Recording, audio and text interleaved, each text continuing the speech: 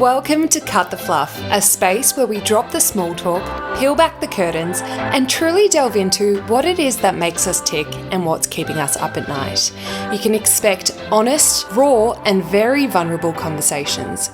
What's your story? What's your sign? It's like we're twin flames in a different life. Deep connection lights a spark. It's like you know me in the depths of my heart. We're dreamers. Hey folks, and welcome back to episode 5 of Cut the Fluff. In today's episode, Anika and I will be discussing all things friendships, making friends as an adult, when you should consider leaving a friendship, how to leave a friendship gracefully, and the discomfort that comes with expanding as a person and then trying to fit back into places that you no longer fit into.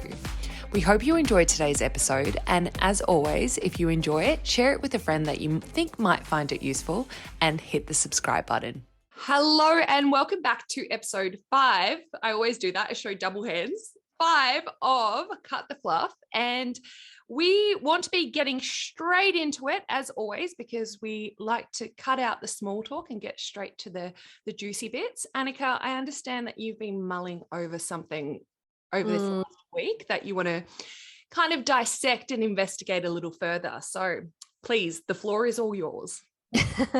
Yes. And I think the mulling is around the topic of adult friendships. There's a couple components to it that I want us to dive into and see where we get to. The idea of making friends, keeping friends, and knowing when to let go of friends. So I think is a framework to have a good, juicy conversation around that. And I think, as always, like our conversations are the best when the stuff that's going on in our lives is the stimulus to have a good old chat about it and sort it out. Okay, I think like a step back from all of that is the labeling around introverts versus extroverts. And I know in recent years, introverts have been given a bit of a platform, and like there's been a bit of a breaking of the stigma of introverts being like these socially inept and socially anxious, awkward people, which they're not. There's been a real appreciation for you can be one or the other, and you can actually be both in different contexts. But an introvert is really someone who I see as responding and showing up in the world by like harnessing their energy in a different way. Extroverts tend to expend the energy and that brings them alive. Introverts get their energy by harnessing their energy, their internal energy, and then being quite deliberate with how they show up. In our household, I'm very much the extrovert and it's the introvert. And I come in and I feel like I'm one of those, the things that they have out the front of the car sales that they're like, woo! Yeah, whizzing man. Yeah, I often feel like I'm that in social situations. I love working a room, and I do thrive in those types of environments. Not to say that I don't get my fair share of social anxiety either, which is quite fascinating as an extrovert. And I have found during this period, going back into events or between the lockdowns, I've found myself feeling like I have to work on my social skills again and then try and navigate that space since there's been such a downtime in that arena. So yeah, and then it's very much the one that will sit back, scan the room, assess the room, and then will come in at the perfect time in a conversation and just drop an absolute stellar joke, and we'll have the whole room laughing and just leaves this very sweet taste in everyone's mouth. So I think that's a good depiction of introvert, extrovert. So you are an extrovert. I think I am I think you can show up as one. So the way the world sees you, but then there's the flip side to how you actually get your energy. So when you're trying to replenish, and that can be the flip. So you could be an extrovert, but actually you fill up your cup by actually being alone, doing yoga, meditating, maybe just downtime with your partner, but no crazy socializing. I think I'm like, it's weird. My profession is extroverted. And if you saw me doing my craft, you'd be like, oh, she's like all over like she's too much talking, stop. But like the minute a workshop or session is finished, I don't want to talk to anyone. Like I'm so energetically spent. Like even after this podcast, I'm going to have a lie down. Yeah. Just to kind of recharge the batteries. Yeah. I think I'm very similar in nature when it comes to the recharge aspect of, having to like retreat in order to recharge to be able to then give when I actually am out in social situations. But then there's this like little trap that you kind of get yourself in, which is showing up in, I don't know if it's just based on extrovert or people pleasing or what this falls into, but ultimately, if you've been showing up a certain way in social situations and then all of a sudden you realize that that's not serving you any longer and you start to shift just the way that you show up in the world, a lot of people start to get really uncomfortable with that. And I don't know if you've ever had any experiences with that yourself.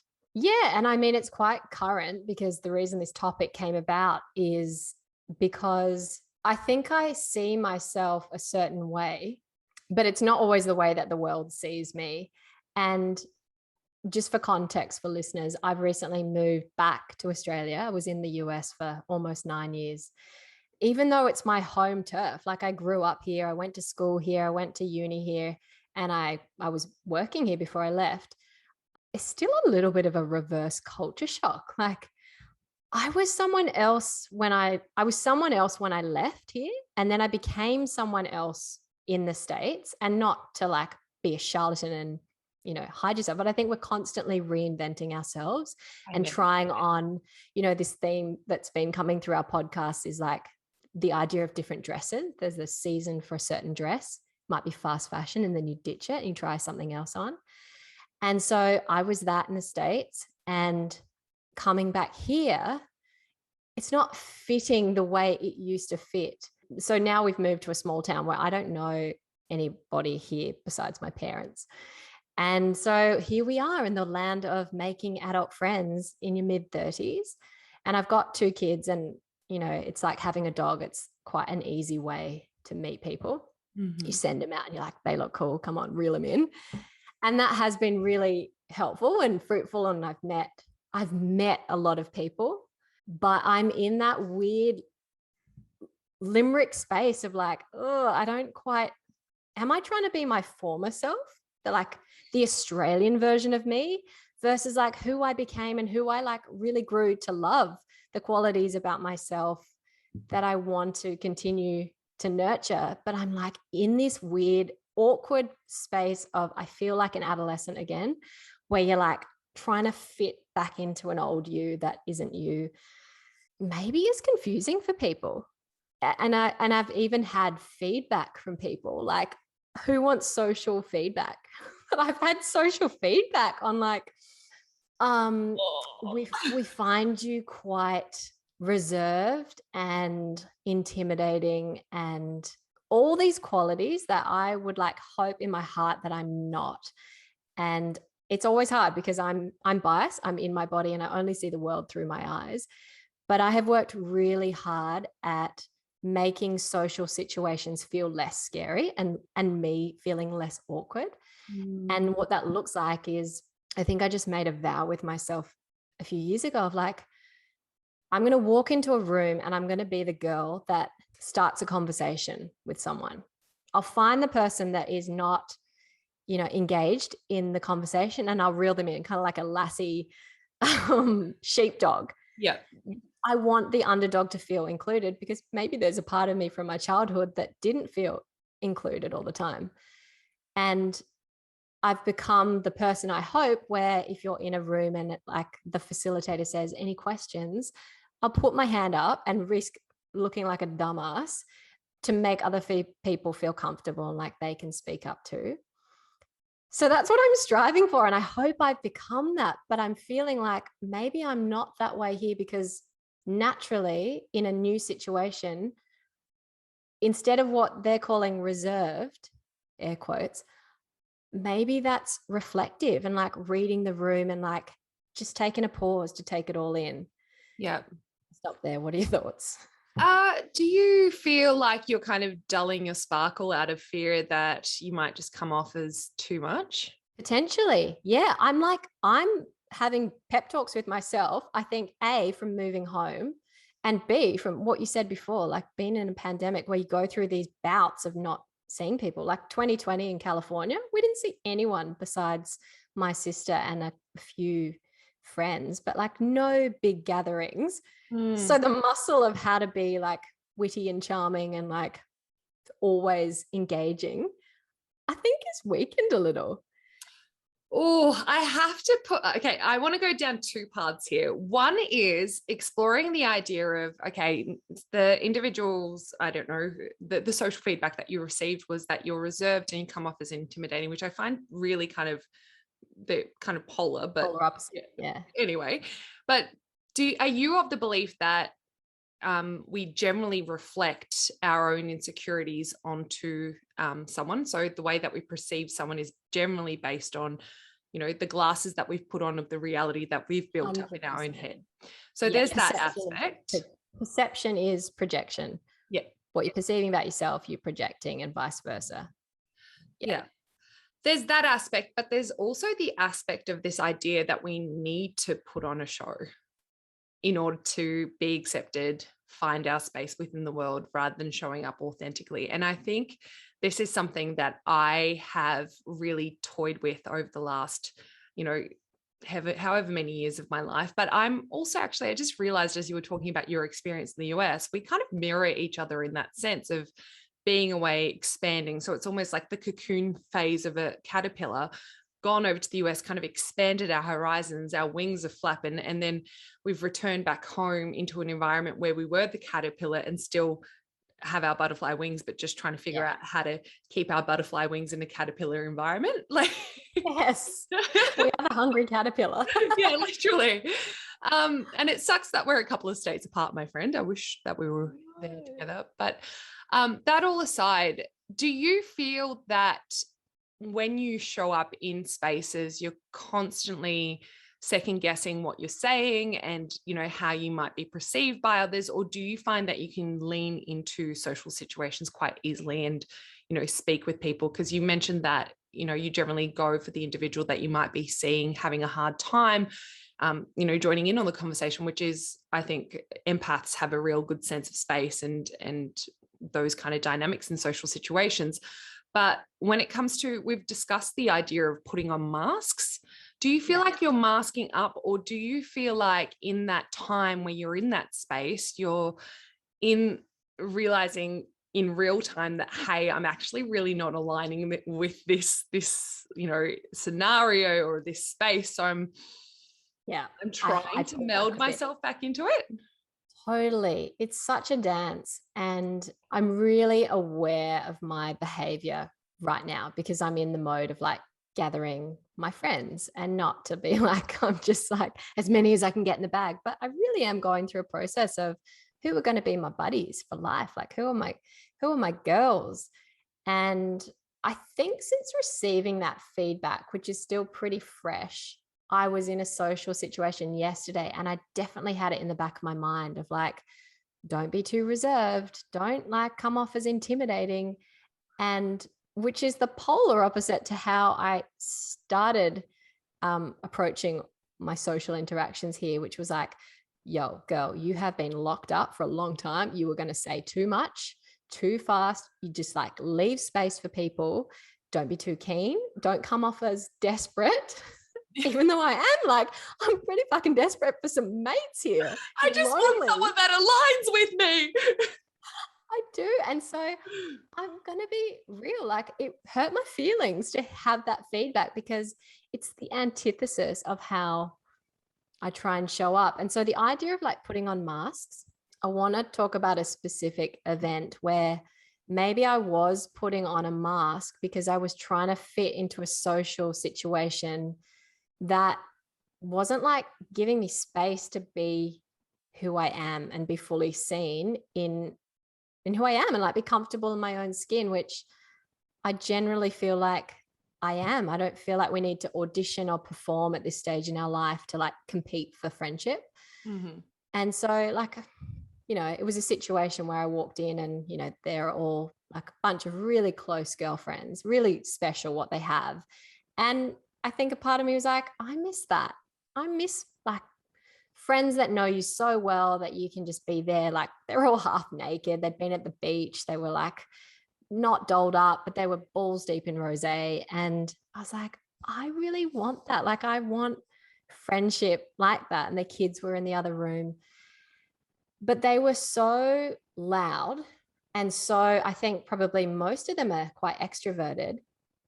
And even though I can show up in that space and I can turn it on, and I know I'll get exhausted and need a nap later, I just couldn't. Like, there was no more space for me to be another voice in the room. And so in those situations, I feel myself contracting and like shrinking a little and dulling down. And it makes me cringe because I'm like, oh, I'm not showing them who I am. Like, hopefully my friends see me as like quite chatty and quite witty, and they're not getting any of that. And so what was it in that moment that kind of stopped you from showing up that way? Was it because the dynamic was different in regards to, you know, alcohol, no alcohol? Was it what they were discussing, or was it you just didn't want to be part of that kind of conversation? What was it that you feel kind of threw you into that mode? yeah, it's a good question, because you're like, what was different about that from other situations where you can like get it together? I just felt like I couldn't get it together. I couldn't get my engine moving, and like my conversation skills felt like they had retracted. And I don't know whether I'd walked into an evening where they had just, you know, there was no, maybe there was no space for a new person in the room. And maybe that's on them too, of like, I think there's a duty when there's a new person coming to the group to involve them, to take them on the journey of where you've been, where the conversation's at, and include them. Yep. You know, like, I'm one against 5 or 6 of them, and I just think that's a numbers game. And so maybe there was a bit of that, and like, it wasn't gossipy, but you know, they had their in jokes and their like personal stories, which I couldn't really relate to. And I honestly was like playing more of a listening role. And so maybe that was me in listening mode and trying to catch myself up and like read the room. Like, who are these girls? What are they about? No judgment, but like, what is, I'm like trying to configure what's happening here. Yeah. And I think in that moment, maybe that was perceived by them as like, who is this standoffish girl? She's come back from California, thinks she's better than us, like overly confident. I think that in the silence, you're perceived as like, what I feel is like, I'm just comfy in my own skin. I don't need to prove anything to you. Can come off as like, you jerk, like, don't This come in here stuck and up, like, judgmental. yeah. Yeah, fascinating. Yeah. And it's interesting that your realities are so different. So their perception of you and what you were actually internally kind of going through are totally different. And that's why I always say there's 2 to 3 sides of it, you know, for every story. In that moment where you're kind of sitting back, and can I just confirm whether the feedback surrounding how you show up, was that after this scenario or prior to? So you went into this space with this in your head? After. Okay, so this was feedback based on that scenario. In that moment, did you have a kind of an inkling of, hey, maybe this isn't where I want to be, or these are the types of individuals that I want to be hanging out with? It definitely struck a childhood chord of like, oh, I've been here when I was 14 years old, of not feeling well received or wanted, and all the trauma around that of like, oh, but I want to prove to them that I'm not who they think I am, and like, we can be friends, and like force it. And honestly, like, I'm not 13, 14 anymore. I'm 36.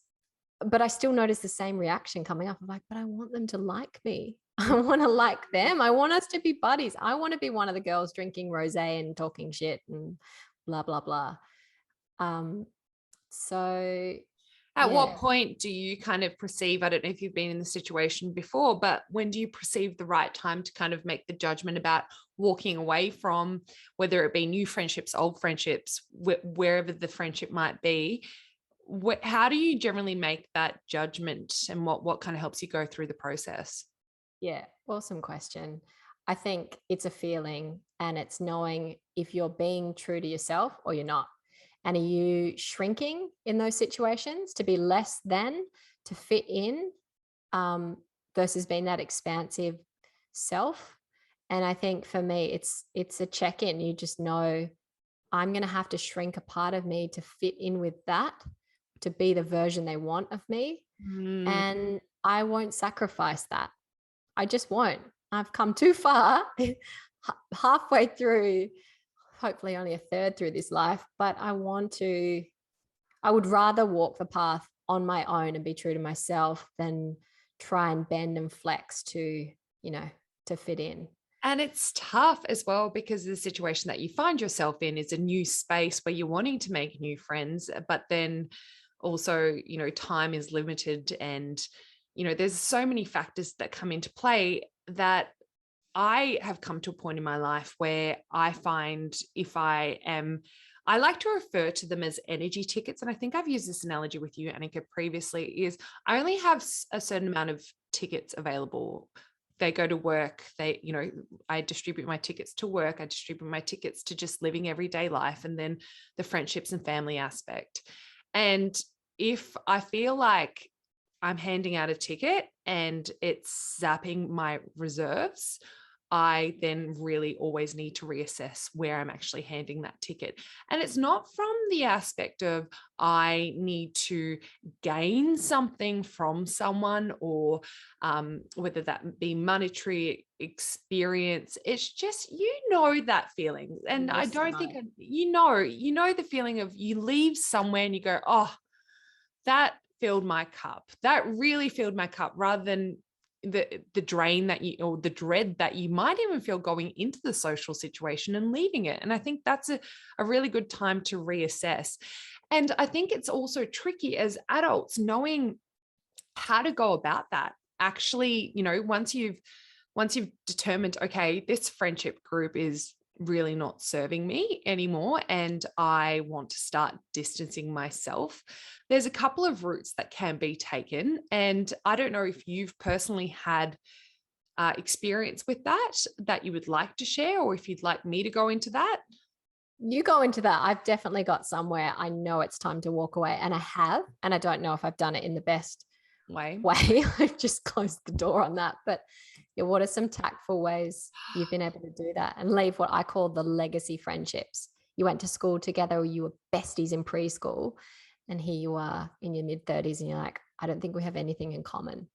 So there are a couple of routes that you can go down.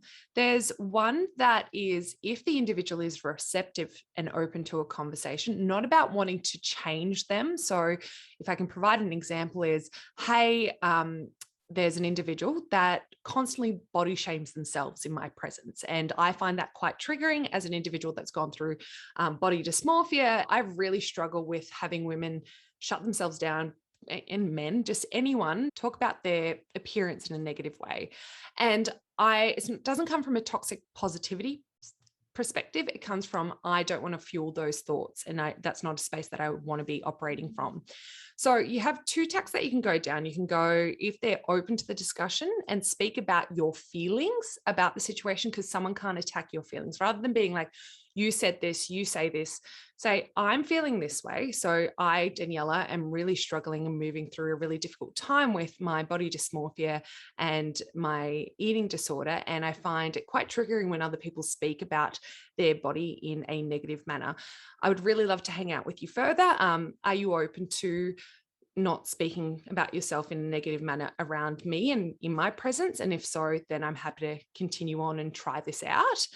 Otherwise, I do not like the idea of smoke bombing anyone, or what is it called? When you just Irish accent, just ghosting them. Because that leaves a scar on the other person. It really does. It leaves them second guessing themselves about what they've done, how, why this person has just smoke bombed them. They've just disappeared out of their lives. There is a fine art to it. I have not been in a scenario where I've had to necessarily close down a friendship. I've had the scenario where I've had to discuss my stance on particular actions and words that they were speaking in my presence, which I addressed and they then were a lot more mindful of it and were able to navigate the relationship a bit better. The other aspect is I have had instances where many friends have actually been quite intimidated by the shifts that they've seen in me. And I've had people peel away from me.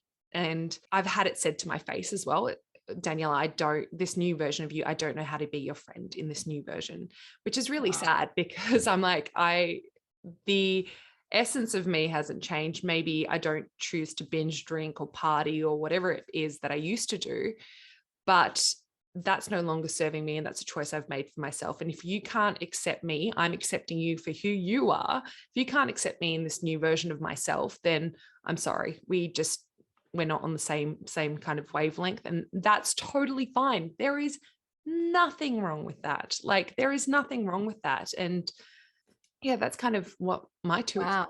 experiences. Have you, I mean, that's pretty ballsy for someone to say that. I mean, I think that the general response, if they found you too much, your growth too expansive, you're this, you're that, and like ultimately, I think the root of that is jealousy, and like a scarcity mindset at the end of the day of like, what she has, I can't have. There's not enough to go around. Which is a I think that is the total root. BS narrative. That's the thing. It's like Totally you bullshit. signed yourself to that narrative. And I understand that socioeconomic impacts have, affects an individual's trajectory and mindset. And there are so many things that come into play. But at the end of the day, we choose our struggle. We choose our struggle, and we choose the mentality that we wish to approach things at. And whether that be the victim mentality, or whether it be like, okay, this is the card that I've been dealt. This is really bloody hard, and respecting that and appreciating that. But then what can I do? What's within my control to actually move forward? Totally. You get to own that. And I think rather than that being overwhelming, that's like, thank God we have the choices, a choice to do nothing, a choice to do something, or a choice to reject something. Is that right? Yes, no, Yeah. or do nothing. Or stay kind of stay within. there, yeah, status quo. I think for someone to say that to you, though, you're too much, I'm walking away, is not the norm. I think most people probably would ghost out on you. They wouldn't return your calls, you wouldn't hear from them, and that would just fade away. So there is an element of like, wow, good on them for saying it. I think that's coming from a lack mentality. Wow, if we could have those kind of honest conversations with ourselves and each other, maybe we would just stop faffing about in the trenches with friendships and relationships that really don't serve us. Yes. Amen. And one thing that I also wanted to add was the fact that as you start to expand as an individual and start to see, the outer shells kind of coming off, and maybe ties with old friendships falling apart, etc., it can feel really, really, really lonely. And to anyone out there that is in this space right now of trying to move into something that is serving them, a space where they're hoping to flourish and probably not feeling the support of their peers or their friendship groups or whatever it is, and they're having to step away in order to see this change through for themselves. I'm not going to deny the fact that it can get really bloody lonely, but just know that there are like-minded souls out there, and just keep looking, be open to it. And I kid you not, I can go to my journal. One of my goals for 2021, which is the year that we're currently in, is I would really love aligned relationships in my life. And you showed up and just being open to the experience as well. And I think knowing your own behavioral patterns, learning, because I'm quite codependent, I had to sit with myself in the silence, the solo-ness of the journey, in order to understand my behaviors, my coping mechanisms, how I go about making friendships, in order to then make friendships from empowered spaces rather than spaces of desperation. Yeah. And based on previous ways of functioning. So whether that be people pleasing, codependency, you can throw a couple into the mix if you feel, but you know, from a lack mentality. We want to be making friendships from a space of possibilities rather than this kind of lack. Absolutely. And I'll second that the space between who you were, and even if you feel like you're still in the process of shedding old you to step into new you, that is so uncomfortable. And there's always a tendency, I think it's human nature, to go back to what's comfortable. Ooh, yeah. Old self, and how people can relate to us, and we know ourselves in those old tendencies and habits, and like, better the devil you know than the devil you don't, kind of thing. Yeah. But I think if you just like one foot in front of the other, and you can hold a vision of future you, and, you know, take deliberate action toward that, and 100% stepping out of the scarcity and the like, there's no friends here for me. Like in my own life, I've stepped back and gone, I don't need to chase this. I'm not performing. I'm not auditioning. And like a real pep talk with myself of like, you do not need to be desperate. And doing almost like a stock take of how many beautiful friendships I have right now. And I will say, I think it is true that you count your good friends on one hand. Mm-hmm. I count you as one, Dan. You're late to the game. You belong in one of the 5 as well. Well, I've heard it said like your life raft. Like if you floated out to sea and you were trapped on a life raft, who would the 5 people that you'd want be? And you don't need hundreds and hundreds of friends or followers or any of that to fill your cup. So I think remembering that you don't need to be the life of the party and the one who's invited to everything. Don't need that.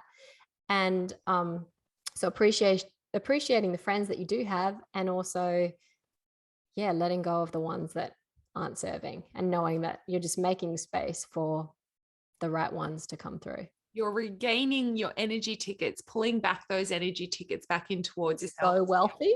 Hand them to someone that's worthy of them. So yeah. And I think that's a good note to end on, my friend. What do you feel? Because we're trying to keep these short and sweet, but absolutely, like a commute's worth. Commute worth podcast. And I hope that anyone out there in the market for friends feels like they can resonate with aspects of this conversation. and to have a conversation with us too. Absolutely. Reach out, mate. What do you say? Drop a comment. Drop a comment down below. Subscribe and send to a mate who might feel like they'll resonate. Amen. Here she is, wrapping it up for today. Thank you, Anika. So I think with that, we're signing off. We're signing off. See you next week. Bye, my friend.